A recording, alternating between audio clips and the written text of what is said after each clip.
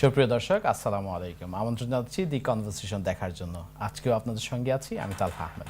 সুপ্রিয় দর্শক, আপনারা নিশ্চয়ই লক্ষ্য করেছেন যে বিশ্বের প্রায় সব পলিটিক্যাল লিডারশিপ এবং যারা ক্লাইমেট সংক্রান্ত ক্যাম্পেইনের সঙ্গে জড়িত, এরা বিশ্বের বিভিন্ন প্রান্ত থেকে গ্লাসগোতে COP26 কনফারেন্সে সমবেত হয়েছে। এবং এই কনফারেন্স থেকে যে বিষয়টি বারবার বেরিয়ে আসছে যে গ্লোবাল ওয়ার্মিংয়ের যে চ্যালেঞ্জ, সেটাকে যদি আমরা খুব শীঘ্রই এবং খুব সিরিয়াসলি অ্যাড্রেস না করি, তাহলে এই পৃথিবীতে মানুষের বসবাস অনেকটাই সংকটাপন্ন হয়ে যাবে।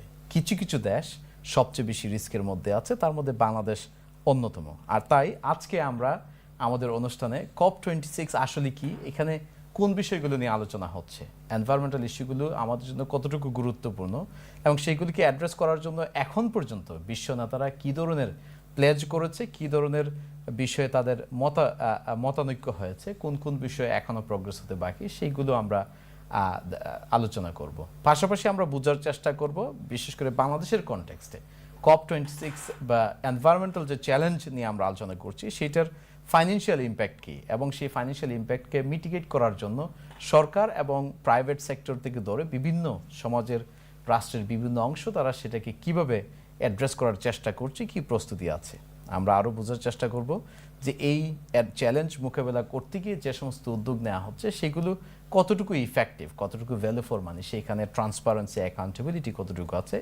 আর এই বিষয়গুলো নিয়ে আলোচনা করার জন্য অত্যন্ত মূল্যবান প্যানেল আমাদের সঙ্গে স্টুডিওতে এবং ভিডিও লিঙ্কের মাধ্যমে যোগ দিয়েছে। তাদের সঙ্গে কিছুক্ষণের মধ্যেই আমি আপনাদেরকে পরিচয় করিয়ে দিচ্ছি। তার পূর্বে স্মরণ করে দিতে চাই যে প্রোগ্রামটি আপনাদের জন্য। আপনারা যারা এই প্রোগ্রামটি সরাসরি টিভির পর্দায় দেখতে পাচ্ছেন না, তারা আমাদের ফেসবুক পেজ কিংবা ইউটিউব চ্যানেলে গিয়ে এখন সরাসরি দেখতে পাবেন, অথবা প্রোগ্রাম শেষ হয়ে যাওয়ার পর আপনাদের সুবিধা অনুযায়ী সময়ে গিয়েও প্রোগ্রামটি দেখতে পারবেন। বিশেষ করে আপনাদের আত্মীয় স্বজন, বন্ধুবান্ধব যারা ব্রিটেনে অবস্থান করছে না, তাদেরকে আমাদের এই প্রোগ্রাম ফেসবুকে দেখার আমন্ত্রণ জানাতে পারেন। আমরা চেষ্টা করব আপনাদের কিছু কল নিতে, তবে সেটা হয়তো সম্ভব না হয়ে উঠতে পারে আমাদের আজকের যে গেস্ট আছে তাদেরকে সময় দিতে গিয়ে।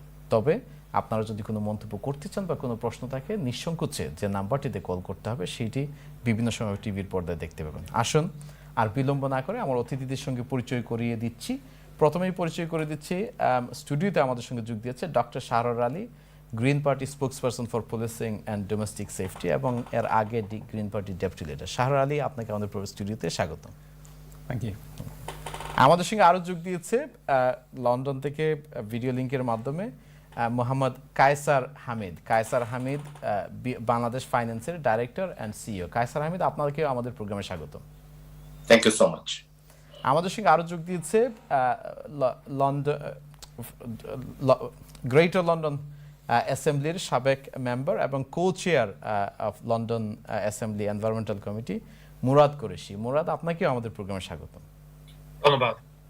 Right, Murad, if I could start with you, as I understand you are joining us from Glasgow, where this COP26 conference is taking place. We knew that there were much fanfare about 6 years ago, I think, in Paris, when the world came together to look at the environmental challenge, and major achievements were made. So please talk us through what was that Paris conference and what is the conference now, and what are we looking at so far? Right, well, thank you for allowing me to have the opening comments. This is a 26 conference of the parties, and I think it's useful to be aware that there are effectively two conferences here, the official one and the fringe one with all the NGOs, the business community, and everything else you can imagine.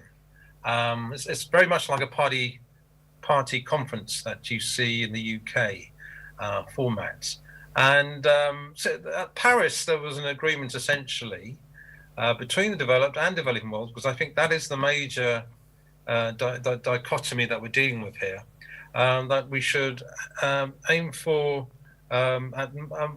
at most 2% degree increase, if not ideally aim for 1.5, and aim for zero net emissions by 2050. And this COP is the first COP where we appraise where we've got to with all the countries and their national climate plans. There were also other commitments made, like previous to actually the Paris COP and the Accord, that by now the developing world would be getting something like £100 billion annually to help them adapt. I've been a regular visitor to Dhaka almost now 50 years, and it is incredible how large the numbers have increased in Dhaka Shore. And they are, in all intents and purposes, all climate migrants from the south. Where else do you head? So that's a very critical issue, and I start with that one. I'm sorry to say, with disappointment, because up until the only promise we were hoping that the $100 billion would be honoured, but at the moment, developed world is only coming up with 78 billion, and it will take another 3 years till we get to 100 billion, even though this was promised way back going back to Copenhagen. So that's an issue of trust. Sorry, can I just interrupt you? I mean, it's very helpful, but there are also some notable absences from COP26, aren't there? Yeah, no, I was coming to that. Yeah. Please go ahead. Yeah, the second part is obviously coming to the countries and their individual national climate plans. And quite honestly, the figures before the COP in Glasgow started didn't add up to the limit, the 1.5, let alone 2. And if anything, it seemed to suggest we were heading towards 2.67 increase in temperatures, and that's essentially because many of these national climate plans were inadequate for all intents and purposes to deal with global climate change. And then this is the first 5-year review, where people are hoping that we would have revamped national climate plans from many countries, and that there have been. But we've yet to see them total beyond what we need. And if anything, at the moment, we're talking about a 17% increase in CO2 emissions, and the only drop we've had was during COVID. So that shows you the extent of play. Right, thank you, Murad. I'm going to stop you there for a moment. Shahra, your party takes great passion and commitment to environmental issues. What do you make of what we have had so far? Because we have had great words from almost every major leader that attended, but these words are not new. We often hear when they talk about environment, it is the crisis, the single greatest crisis humanity faces, and yet we don't really see major commitment or major delivery on their commitments. I think what's been impressive is to hear not just a cacophony, but people off the same hymn sheet, if you like. Yeah. Global leaders, UN leaders, either talking about, Boris Johnson last minute to midnight. There is a greater recognition of the climate emergency. But I think many of us who discuss this urgency day in, day out, year in, year out, are likely to see disappointment from people converging for 2 weeks essentially to try and make really big steps, a sea change if you like, in how we're going to mobilize the whole world around this problem. It's almost too big to imagine. And our frame of reference isn't right. I mean, UK politics is very similar in this regard, that we're looking at a very short-term electoral cycle, what's popular, what's unpopular. And the real sticking point for me is, are we going to make change far enough and fast enough to see the difference that it's making in our lifetime? It's not really enough for us even to be talking about net zero by 2050. We need to be making changes, material changes, this decade in order to avert the worst crisis. So there are many dimensions to this challenge that we face, and it's not just one thing you can do. But if I could just start with the politics. In Britain, our Prime Minister famously said until he walked into Downing Street, he didn't quite appreciate the challenge that environmental issues puts. But then if we look at the policies of this government, are you convinced that the Prime Minister genuinely understands and commits to tackling the issue of climate change? Well, look, I'm not going to knock even the Prime Minister for making the right sounds and doing the right noises. But no, frankly, there is no real genuine commitment, because you only need to look at the policies of the government. It's like, if we're lucky, it's one step forward, but it's always two steps back, because there's no joined up thinking around the policy. If you look at transport, for example, the amount of money that's going into road building, 60 billion, HS2, for example. I know there are arguments even within the environmental movement around the utility of high-speed rail. But the fact is that we simply don't have the time in order to deliver on these projects. And the amount of energy going into them, it's not actually adopting a change in how we move around the country. It's not even adopting changes in lifestyle which are required to turn ourselves into a less carbon-intensive society. And we had a great opportunity. Murad spoke about the reduction in carbon, which was accidental through lockdown because there was less consumption. By act of God. Going on. Well, there was less consumption going on as well because we were all in lockdown mode. But we should use that as an opportunity to review the way in which we live. And the Greens have always said that this is a win-win proposition. Because if we look at changing our lifestyle, if we look at making ourselves more resilient to the impending extreme weather events that are bound to come upon us with increasing frequency, then we should be growing food locally. And that will actually be a much more rewarding exercise. So it's a wholesome approach to localize, make our living much more localized and reduce carbon footprint in a whole range of ways. It's to rethink a very dysfunctional lifestyle that we've slipped into. It's highly industrialized and that brings a lot of benefits. But we have to think more deeply around what's important in life. Right, okay.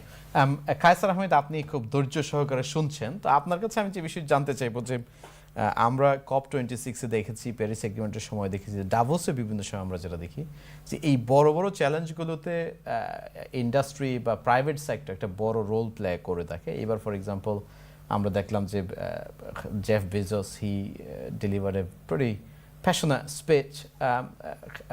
Bill Gates বেশ কয়েক বছর থেকে environmental নিয়ে বেশ মানে অনেক passionate কথাবার্তা বলছে। তো আপনার কাছে আমি জানতে চাইবো যে বাংলাদেশে ইন্ডাস্ট্রি লিডার, ফাইন্যান্সিয়াল লিডার্স, তাদের মধ্যে এনভায়রনমেন্টাল ইস্যুগুলো কতটুকু প্রমিনেন্টলি তাদের আলোচনায় আসে?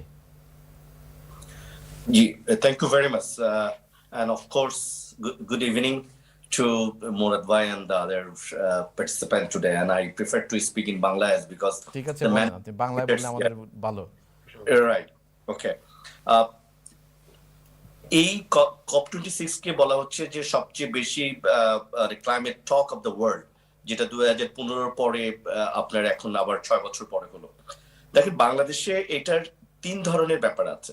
একটা হচ্ছে যে আমাদের টেম্পারেচার আমরা দেখছি যে 1971 সালের পর থেকে প্রায় 0.3 ডিগ্রি সেলসিয়াস তাপমাত্রা বাংলাদেশে বেড়েছে।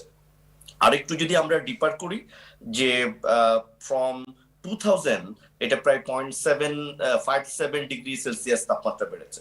মিনিং হচ্ছে যে আমরা বাংলাদেশ যখন একটা ডেভেলপমেন্ট ফেজের দিকে যাচ্ছি, উই আর এক্সপেরিয়েন্সিং যে আরো টেম্পারেচার আরো বেশি বাড়ছে। তো এটার কতগুলো ইম্প্যাক্ট আছে, অলরেডি আমরা কিছু ইম্প্যাক্ট দেখতে পাচ্ছি। আর আপনি যেটা প্রশ্ন বললেন এটার উত্তর আমি দেওয়ার আগে যেটা একটু জানায় রাখতে চাই সেটা হচ্ছে যে বাংলাদেশে আমরা রিসেন্ট টাইমেও অনেকগুলো ফ্লাড, সাইক্লোন এগুলো কিন্তু দেখছি হর হামেশা হচ্ছে। এটা দুইটা ইম্প্যাক্ট হচ্ছে, একটা হচ্ছে ওই লোকালিটিতে যে আমাদের ক্ষতিটা হচ্ছে সেইটা, বাট সঙ্গে সঙ্গে আমরা প্রতি বছর প্রায় 8-10 লক্ষ লোকের মাইগ্রেটেড করতে দেখছি to our central city like Dhaka and Chittagong. Already আমাদের ঢাকা এবং চিটাগং এ কিন্তু আপনার থাকার মতো যে ফ্যাসিলিটি, যে গ্রিন যেটা থাকার দরকার সেটা, সেই নাগরিক সুবিধা কিন্তু নাই। সঙ্গে সঙ্গে এই ক্লাইমেট চেঞ্জের কারণে যে ধরনের প্রবলেমগুলো হচ্ছে যেহেতু বাংলাদেশ পুরোটাই কোস্টাল এরিয়া একটা বড় অংশ, চারপাশে সমুদ্র এবং নদী আছে সমুদ্রের সঙ্গে লিঙ্ক করা, সেটার কারণে কিন্তু আমরা একটা বড় জনসংখ্যাকে দেখছি যে আপনার শহরের দিকে চলে আসছে। এইটার জন্য কিন্তু বাংলাদেশের ইন্ডাস্ট্রিয়ালাইজেশন না যতটুকু না দায়ী, তার চেয়ে বেশি দায়ী হচ্ছে আপনার এই যে গ্লোবাল ওয়ার্মিং এ যে উন্নত রাষ্ট্রগুলো আছে তাদের কারণটা আমি মনে করি যে সবচেয়ে বেশি দায়ী। এবং এখানে আপনি যদি গ্রিন এনার্জি এফিশিয়েন্ট গার্মেন্টস বা কোম্পানি বলেন, বাংলাদেশ কিন্তু সেখানে অনেক দেশের তুলনায় অনেক বেশি ইমপ্রুভ করেছে for last recent many years ধরে। এবং এই গ্রিনের উপরে সাস্টেনেবল ফাইন্যান্সিং, এটা নিয়ে সেন্ট্রাল ব্যাংক, রেগুলেটরস তারা বিভিন্ন ধরনের কাজ করছে এবং আমরা সেটার একটা ইমপ্লিমেন্টেশন স্লোলি দেখছি, কিন্তু এটা দিয়ে আসলে আমাদের হবে না। যেটা মুরাদ ভাই বলছিলেন যে you need to have like $100 billion যে ফান্ড বা যেটা আমাদের এখানে সাপোর্টের দরকার, সেটা যদি বাংলাদেশকে আবার ইন্টারেস্ট রেট দিয়ে নিতে হয়, ইন্টারেস্ট এন্ড প্রিন্সিপাল পেমেন্ট দিয়ে, that will be a big challenge for Bangladesh too. আপনি যেটা বলছেন যে আমরা মানে ফাইন্যান্সিং এর বিষয়টা যদি আমি এটা একটু পরে আসতে চাচ্ছিলাম, কিন্তু বাংলাদেশ যদিও বাংলাদেশের মতো দেশগুলো তাদের net contribution global warming is very little, কিন্তু কিন্তু এরা হচ্ছে ফ্রন্ট লাইনে, মানে তারা এই যে প্রবলেমটার ফ্রন্ট লাইনে আছে এবং সবচেয়ে বেশি সাফার করবে। তো সেই ক্ষেত্রে তাদেরকে অ্যাডপ্ট করার জন্য যে ফাইন্যান্সিয়াল সাপোর্ট দেওয়া হচ্ছে বা দেওয়ার কথা বলা হচ্ছে, আপনি বলতে চাচ্ছেন যে সেটা ইভেন এই পয়সাগুলো যদি দেওয়াও হয়, the terms on which they are given, এইটা অনেকটাই এই ফান্ডিংটাকে মানে ভায়াবল রাখছে না, ভায়াবল রাখবেই না, because it will hit almost 75% of our population very soon by 2030, যে নেগেটিভ ইম্প্যাক্ট। এবং যে কমিটমেন্ট গুলো আমরা বড় উন্নত রাষ্ট্রগুলো থেকে দেখছি, তারা যে 2030 এবং 2050-এর যে লক্ষ্যমাত্রা বলছে, ততদিনে কিন্তু আসলে বাংলাদেশের অবস্থা, বাংলাদেশ সহ যারা এলডিসির আরো এরকম কান্ট্রি আছে, গরিব অনুন্নত দেশ বা উন্নয়নশীল দেশ, তাদের জন্য কিন্তু ততদিন পর্যন্ত সার্ভাইভ করা একটা লেভেলে it will be very difficult. তো সেই আসপেক্টে আমার কাছে মনে হয় যে বাংলাদেশি বিজনেস কমিউনিটি যারা আছে, এখনো আমাদের ওই সক্ষমতা ওরকম হয় নাই, বা আমরা শুধু আসলে নিজেরা কার্বন বা গ্রিন করে আসলে তাপমাত্রা কমিয়ে এটা থেকে রেহাই পাবো না। ঠিক আছে কাসর আহমেদ, আমি আপনার কাছে আবার আসছি। Murad, after we're going to take a break in a bit, and after the break we will explore some of the other governmental policy issues.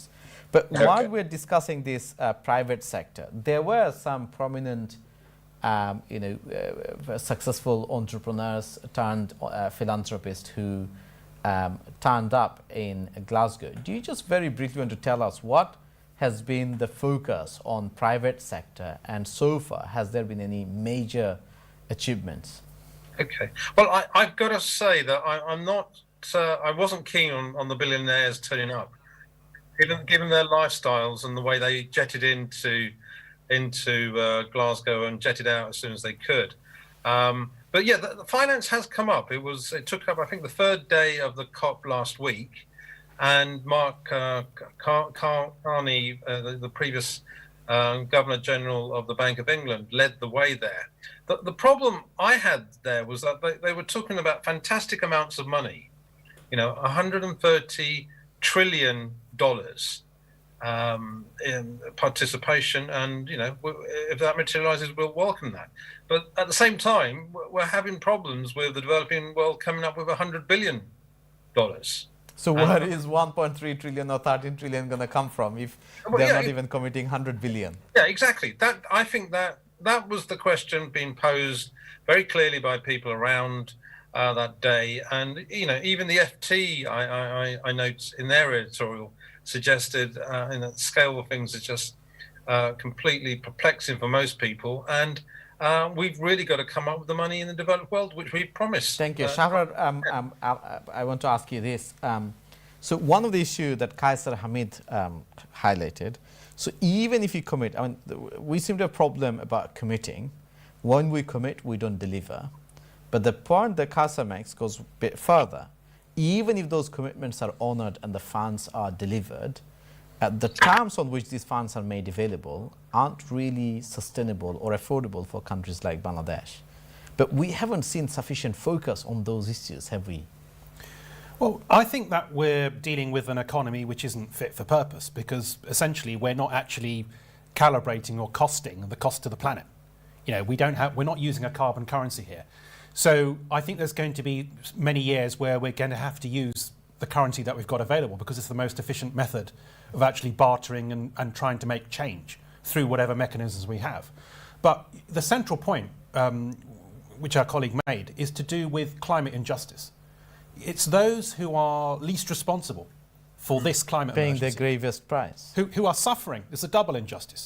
They're at the sharp end as we speak, and they're least able to afford the remedial action required to contend with it. On that note, I think we're going to take a break. সুপ্রিয় দর্শক, আপনারা দেখছেন দি conversation. আজকে আমরা COP26 নিয়ে আলোচনা করছি। COP26 গ্লাসগোতে এই মুহূর্তে হচ্ছে এবং এটা ইউএন অর্গানাইজড গ্লোবাল কনফারেন্স, যেখানে এনভায়রনমেন্টাল ইস্যুটাকে মূলত ফোকাস করা হচ্ছে। এবং এনভায়রনমেন্টাল ইস্যুটা আপনারা নিশ্চয়ই এতক্ষণে অবগত হয়ে গেছেন যে এখনকার সময় ওয়ার্ল্ডের সবচেয়ে বড় থ্রেট মানুষ যেটা ফেস করছে সেটি হচ্ছে এনভায়রনমেন্টাল ইস্যু।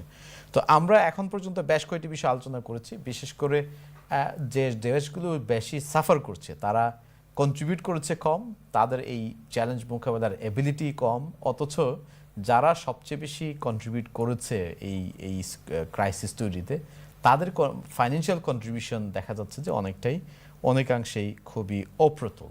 আমরা বিরতির পর আরও এই বিষয়গুলো নিয়ে আলোচনা করব। ততক্ষণ পর্যন্ত আমাদের সঙ্গেই থাকুন। আল্লাহ হাফেজ।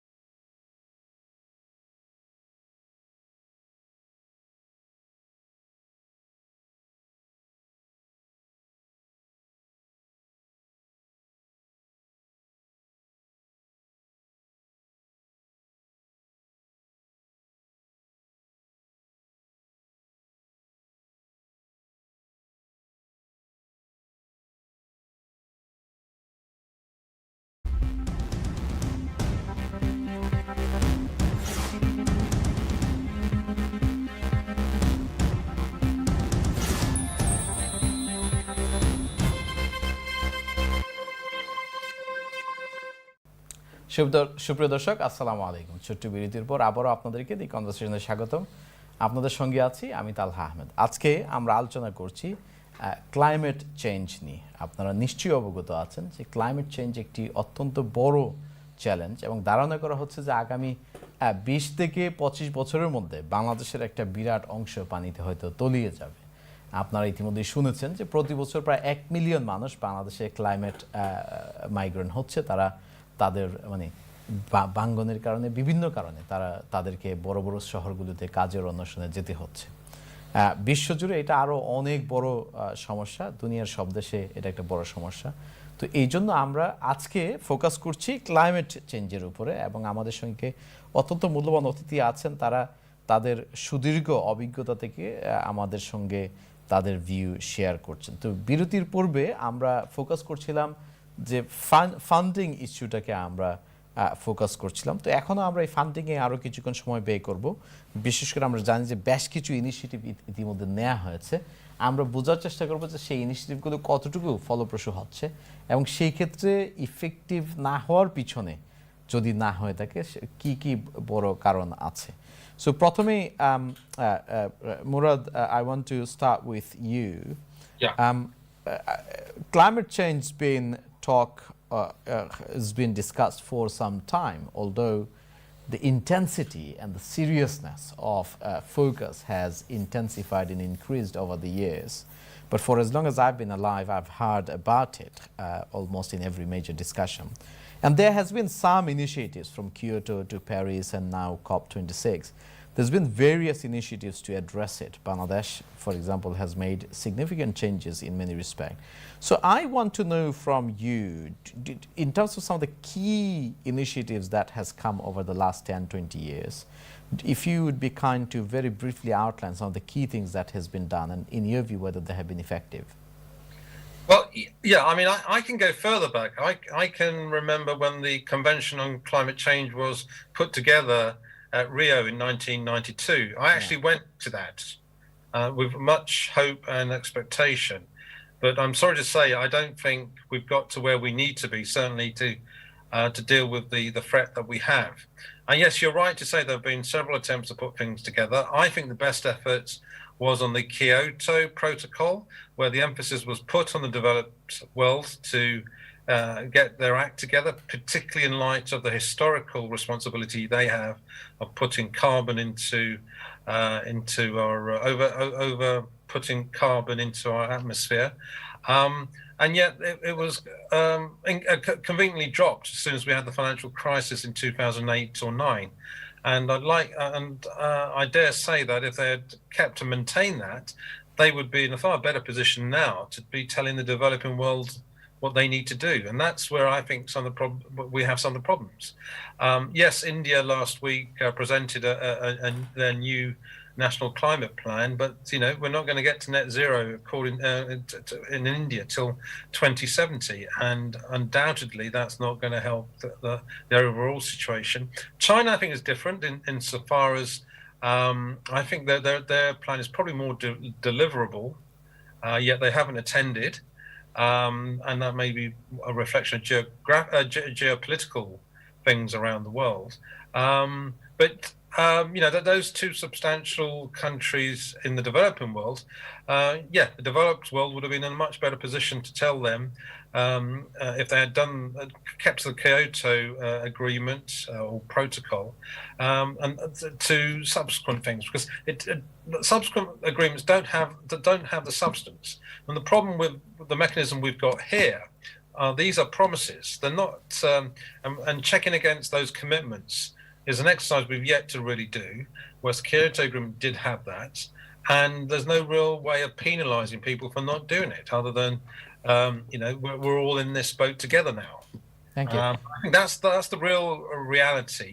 And if I had my way, I'd go back to the way the Kyoto Protocol was set up in Kyoto, and had a lot more substance, I think, and thought about how to not only with the targets but implementing them and also keeping an eye on them. And a lot of work has got to be done on what they call the Paris toolbook. Yeah, Paris, in many respects, was more of a framework agreement as opposed to a concrete plan to deliver. Well, I mean that's yeah. Dr. Sharma, one of the things I want to draw you on is that we have heard many passionate speeches from some of the countries at the forefront of this challenge, including Bangladesh. Prime Minister Sheikh Hasina delivered a pretty passionate speech, and she wrote an op-ed, I think, or guest column in FT a few days prior to that. But one of the issues is that quite a significant amount of money has been pumped into some of these countries. But have good use been made of those funds? Well, I'd just like to broaden out Go our ahead. frame of reference, if you will, because we're living in a very interconnected Yeah. world. And no matter how much money we throw at this problem, if we don't change or fix our overconsumption, which is international, that's not going to be enough. So what you're saying to me, I mean, you made this point a couple of times by now, is that so it's not about just throwing money and doing a thing. It's about fundamentally altering the way we see ourselves in the way that we live, in the way that we operate, do our business, and so on. Absolutely. So there's a short-sightedness about this, okay? So if we change our energy production, for example, to renewable, that's all well and good. But if we carry on digging raw materials like there's no tomorrow, fossil fuels in particular, or changing our mode of production, but carry on consuming, that's not going to have the desired impact. I mean, I bought some very good quality, it has to be said, school uniform for my kids yesterday, and made in Bangladesh. So there's additional air miles, transportation in bringing those goods over, and they're being manufactured in Bangladesh for people in the UK, and that's extra carbon intensive production for us. So let's not think about these developing countries in isolation. They're producing for us. Same with plastic goods, which are going to be coming over at a rate of knots to satisfy our desires for Christmas in this country. So let's not think there's a false economy going on here. We can talk about hitting our carbon targets in the UK, but only because we're exporting our carbon production overseas. So unless we deal with that problem... So what we're reducing at home, we are causing this to be increased somewhere else. There's a false economy going on here, yeah? And there's targets that we're setting on a national basis, which we can meet only by exporting our carbon production overseas, and then blaming those countries for not reaching their targets, but they're actually producing for us. So unless we tackle that problem systemically, we're not going to reach the desired level of carbon reduction. Kaiser Hamid, আপনার কাছে আমি যেটা জানতে চাইবো যে আমরা ইতিমধ্যে শুনেছি যে বাংলাদেশের গার্মেন্টস সেক্টরে অলরেডি তারা বেশ কিছু অ্যাডজাস্টমেন্ট করেছে গার্মেন্টসগুলোকে আরও এনভায়রনমেন্টালি ফ্রেন্ডলি করতে। অনেক ব্যাংক ব্রিটেনে বিশেষ করে almost all major bank they are focusing more on not funding fossil fuel based industries and businesses. তো আপনারা এরকম কোনো আলোচনা আপনাদের মধ্যে হচ্ছে কিনা যে বাংলাদেশের যে ফাইন্যান্সিয়াল ইনস্টিটিউশনগুলো আছে তারা ফান্ডিংয়ের মাধ্যমে বা তারা যে ইন্ডাস্ট্রিগুলোকে ফান্ড করছে, রিটেল লোন ফান্ড করছে, সেইখানে এনভায়রনমেন্টাল ইম্প্যাক্ট অ্যাসেস করার বা এনভায়রনমেন্টালি ফ্রেন্ডলি ইনিশিয়েটিভকে সাপোর্ট করার কোনো ইনিশিয়েটিভ বা স্ট্র্যাটেজি বা প্ল্যান আপনারা ডেভেলপ করছেন কিনা? ধন্যবাদ। একটা বিষয় হচ্ছে যে আসলে এই ক্লাইমেটের ইম্প্যাক্ট এন্ড এটা মেজার্স করা এবং সেই অনুযায়ী কাজ করাটা একটু difficult country like in Bangladesh, but national লেভেলে আমাদের central bank has adopted a broad policy যেটাকে আমরা সাস্টেইনেবল ফাইন্যান্স বলছি, যার মধ্যে ক্লাইমেট অ্যান্ড গ্রিন এই ইয়েগুলো আমাদের এসডিজি যে লক্ষ্যমাত্রা সেগুলোকে নিয়ে আসা হয়েছে এবং সেখানে রিফাইন্যান্সিং ফ্যাসিলিটি গুলো দেয়া হচ্ছে। এখন প্রশ্ন হচ্ছে যে এই রিফাইন্যান্সিং গুলো আমরা যে রেটে দিতে পারছি কোম্পানিগুলোকে তাদের এটাকে কার্বন ইয়েটাকে কমানোর জন্য, নেগেটিভ করার জন্য বা গ্রিন করার জন্য, সেটা আসলে কতখানি সাফিসিয়েন্ট এবং সেটা তাদের কস্ট কতখানি বাড়াচ্ছে। বেশ বড় চ্যালেঞ্জ যেটা হয় যে আমরা বড় এন্টারপ্রেনারদেরকে এটার ক্ষেত্রে যে ইনভেস্টমেন্টটা সেটা আসলে তাদেরকে ইমিডিয়েটলি ইনকম্পিটিটিভ করে ফেলে ইন্টারন্যাশনাল মার্কেটে তাদের প্রোডাক্ট প্রাইসিং এ। সো এইটা যে একটা লং টার্ম ইনভেস্টমেন্ট, সেটার জন্য আসলে যে ধরনের সাইজেবল ফান্ড এবং যে সাবসিডাইজড রেটে দেওয়ার দরকার, সেইটা কিন্তু আসলে আমাদের সক্ষমতার জায়গাতে বড় অভাব আছে। যতটুকুন ফান্ড আমরা সেন্ট্রাল ব্যাংকের থ্রুতে বা ডোনার এজেন্সির থ্রুতে দিতে পারছি, সেটা প্রয়োজনীয় তুলে খুবই অপ্রতুল। তারপরেও আশার ব্যাপারটা হচ্ছে যে আপনারা জানেন যে বাংলাদেশেই কিন্তু সবচেয়ে বেশি সংখ্যক গার্মেন্টস কোম্পানিকে আপনার এই environment friendly, eco friendly, green করা হয়েছে। তো একটা বিষয় আমি আপনার কাছে আরেকটু যেটা জানতে চাইবো, যেমন আমরা বাংলাদেশে যদি লক্ষ্য করি, আমি বাংলাদেশে ছিলাম গত বছর, আমার পৈতৃক এরিয়া হবিগঞ্জ, সেখানে ম্যাসিভ ইন্ডাস্ট্রিয়ালাইজেশন হয়েছে গত কয়েক বছর। In fact area change beyond recognition. তো এখানে দুটো বিষয়, একটা হচ্ছে যে এই ফ্যাক্টরিগুলো কতটুকু সাস্টেনেবল টেকনোলজি অ্যাডপ্ট করছে, পাশাপাশি দেখা যাচ্ছে যে এগুলো প্রায় হচ্ছে ফরেস্ট এবং এগ্রিকালচারাল ল্যান্ডকে মানে ল্যান্ডের মধ্যে এগুলো হচ্ছে। তো আপনারা কিছু করতে পারছেন না যে এই ফান্ডিং এর ক্ষেত্রে আপনারা তো এগুলোতে একটু ফোকাস দিতে পারেন, যে সমস্ত প্রপোজালগুলো মোর এনভায়রনমেন্টালি ফ্রেন্ডলি সেখানে আপনারা মোর ফেভারেবল সাপোর্ট দিতে পারেন, তাই না? না, ইউ আর কারেক্ট। আপনি খুব ঠিকভাবে নোটিস করেছেন। বেসিক্যালি আমাদের ঢাকা টুয়ার্ডস হবিগঞ্জের যে রুটটা, সেখানে আমরা অনেক বেশি ইন্ডাস্ট্রিয়ালাইজেশন এটা দেখতে পাচ্ছি। ফরেস্ট না বলে আমি বলবো যে এগ্রিকালচারাল ল্যান্ডটাকে বেশি অ্যাডাপ্টেশন করা হয়েছে।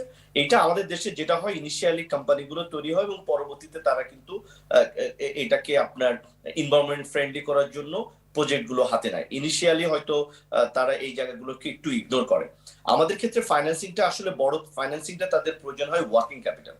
তো ওয়ার্কিং ক্যাপিটালের ক্ষেত্রে আসলে আমরা আমাদের বাংলাদেশে এখনো ব্যাংক আর্থিক প্রতিষ্ঠান আমরা যারা আছি, আমরা ওইখানে খুব বেশি একটা কন্ডিশন বা এইটাকে ফোকাস করার জন্য আলাদা কোনো ফ্যাসিলিটি তাদেরকে দিতে পারি না। যে ধরনের রিফাইন্যান্সিং বা ফান্ডটা আমাদের আছে একটা সাবসিডাইজ রেট তাদেরকে করার জন্য, সেটা হচ্ছে আপনার ইনফ্রাস্ট্রাকচার ডেভেলপমেন্টের জন্য লং টার্ম ফান্ডিং। ওইটা কিন্তু আসলে প্রয়োজনের তুলনায় খুবই অপ্রতুল।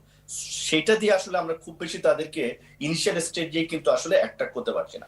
আরেকটা বিষয় আমি একটু আপনার কাছে জানতে চাইবো, কিনা এখনো পর্যন্ত ট্যাক্সের ব্যাপারে আসলে আমরা ট্যাক্স একটা এক্সাম্পল, বাট এরকম আরো তো এরিয়া আছে যেখানে সরকার চাইলে হয়তো প্রণোদনা দিতে পারে, তাই না? না, আমাদের প্রণোদনার মধ্যে যেটা আছে যে আপনার ইপিজেড এরিয়াগুলোতে যে আপনার কোম্পানিগুলো যারা স্ট্রাকচার রুলস মেনে করছে, তাদের কিন্তু আপনার 10 ইয়ার্স, 15 ইয়ার্স, 5 ইয়ার্স বিভিন্ন ধরনের ট্যাক্স এক্সেম্পশন তাদের আছে। কিন্তু লেটেস্ট রিসেন্ট কোভিডে কিন্তু আমাদের গভর্নমেন্টকে বিরাট একটা অংশ আসলে স্টিমুলাস ফান্ডে 1 লক্ষ কোটি টাকার উপরে সেখানে সাপোর্ট করতে হয়েছে। তো সেইটার মাঝখানে আবার আপনার আসলে এই এনভায়রনমেন্টের জন্য সেই ফান্ডটা কিন্তু আমাদের ইনাফ আর এই মুহূর্তে নাই, যেটা হয়তো বা আমরা এক্সপেক্ট করতে পারতাম যে এইখানে ব্যবহার করা যেত। তো কোভিডে আমাদের সেকেন্ড ফেজে কিন্তু আমাদের আরো প্রচুর টাকার প্রয়োজন, যেটা সাবসিডি দিতে হবে পার্টিকুলারলি এসএমই এবং ইয়েকে। তো এইটা আমাদের জন্য বড় আরেকটা চ্যালেঞ্জ হয়ে দাঁড়িয়েছে বাংলাদেশের জন্য। Thank you Murad. one thing I want to pick your brain on is on the same theme. আমরা থার্ড ওয়ার্ল্ড কান্ট্রির relatively impoverished countryর লিডারদেরকে অনেক স্ট্রংলি বলতে শুনতেছি, we've hearing them making very compelling argument as to why they need more support. But are you convinced that they themselves are taking sufficiently serious steps? I mean, the question, the Bangladesh is a case in point, massively industrializing across the country, reducing agricultural lands and so on. Serious concern about deforestation. But are they doing enough to really take this challenge seriously at their own doorstep? Well, there's a number of angles on this, I think. I mean, for example, I actually think there's a lot of the term corruption is used more often in the developing world than in the developed world. And I think what recent events in the UK are making people look very hard at the way we see our parliamentarians operate. And I think that's welcomed if they're accountable. And we're more critical, clearly, of the developing world. I think the big... dare I say corruption I always point to in developing. I'm not looking at corruption parts at the moment. I'm looking at more about. Okay, well let me just finish my point.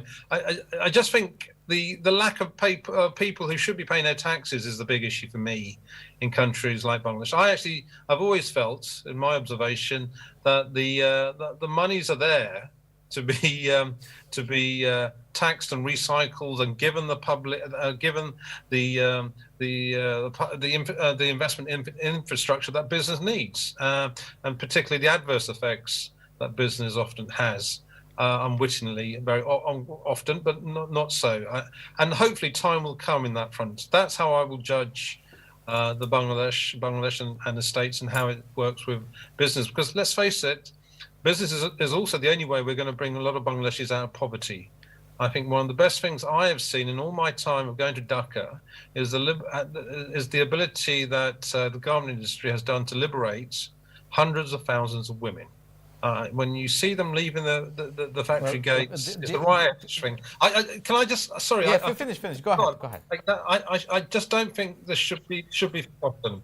But there's a social aspect on that. So I do think what we have to do though is look at our models of development. I mean, let's face it, it's a Western model dependent on fossil fuels and the internal combustion engine. And the sooner we move out of that and have an alternative model, the better. I think the developing world is in a better position to do that for us. Thank you. I don't think it's going to come out of one version. Two very brief points I want to hear from you briefly, if I may, please. One is the issue that Kaisa raised, that for developing countries, industries who are serving international market, investment in sustainable technology often become difficult because it makes them less competitive at the international market, but also whether policy changes are being made to sufficiently incentivize private sector entities, whether it's industry or banks and so on. How do you see that? I mean, I'm not looking at corruption per se. Obviously, that's a very big area, and we could probably look at it another day. But some of these countries at the forefront of this crisis, are they making sufficient policy changes to incentivize more sustainable living, more sustainable industry and economy? I really don't think that the West, the relatively rich West, should be calling the shots on how developing countries should remodel their energy production, moving towards renewable, without ourselves showing that example, okay?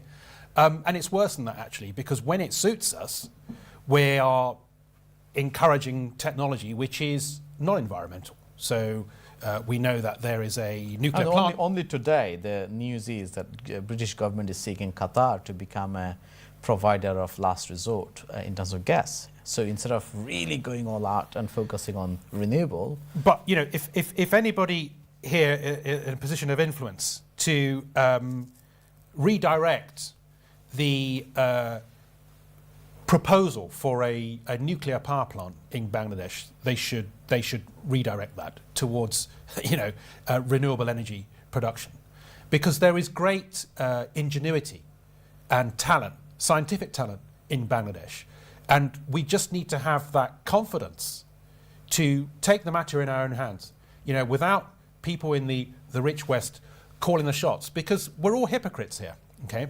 And I absolutely understand the point that Murad has made, which is that capitalism also has been, because it's the only game in town, it has been the only mechanism through which people have been able to come out of poverty to get basic needs met. But at the same time, let's recognize that the conditions of many of the companies who are outsourcing their labor to Bangladesh is anything far from health and safety compliant.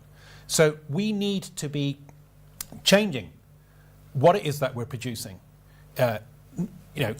Clothing is required, of course it is, but let's have the confidence to be producing things, for example, like wind turbines and other renewable energy infrastructure in Bangladesh. Why not? And they can be an engine for inspiration for the rest of the globe.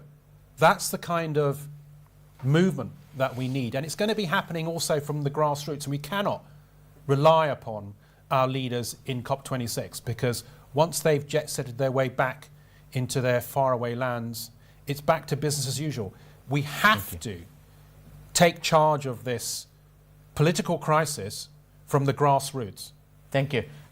আমরা সময় প্রায় শেষ, তো শেষ করার আগে কায়সার আহমেদ, আপনার কাছে আমি ভেরি ব্রিফলি জানতে চাইবো, আই মিন বাংলাদেশ ভিকটিম, মানে ক্লাইমেট চেঞ্জের one of the biggest victim, but Bangladesh is also a major success story in terms of globalization in many respects. Garments industry is one to name, and যত environmental যত major initiative আছে সেইগুলোতে Bangladesh definitely prominently feature করবে।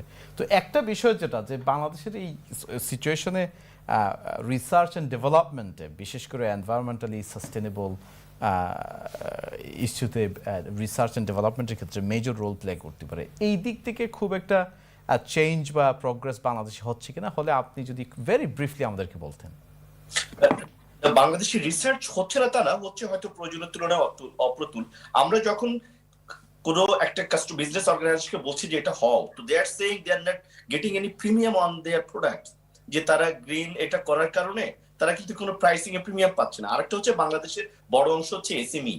তো SME এর এই যে ছোট অর্গানাইজেশন গুলো, তাদের পক্ষে কিন্তু আসলে ক্লাইমেট এনভায়রনমেন্ট হওয়ার জন্য যে কস্ট ইনভেস্টমেন্ট করা, সেটা কিন্তু আসলে তাদের সুযোগ নাই। So it's not only the research that can actually help them or motivate them, এটাতে একটা বড় ধরনের রোবাস্ট ফাইন্যান্সিয়াল একটা প্ল্যানিং করতে হবে, যেখানে লং টার্ম ইনিশিয়াল স্টেজে ফান্ড সাপোর্ট দিয়ে তাদেরকে কমপ্লায়েন্ট করে, এবং প্রাইসিং এও যারা উন্নত দেশ যারা কন্ট্রিবিউট করছে এই ক্লাইমেটের বাড়ানোর জন্য, কার্বন বাড়ানোর জন্য, they have to buy at a higher price if there is a government's company is like environment friendly. Thank you. I think that's sums it up very neatly. সুপ্রিয় দর্শক, আপনারা দেখছেন দি কনভারসেশন। আজকে আমরা ক্লাইমেট চেঞ্জ নিয়ে আলোচনা করছি।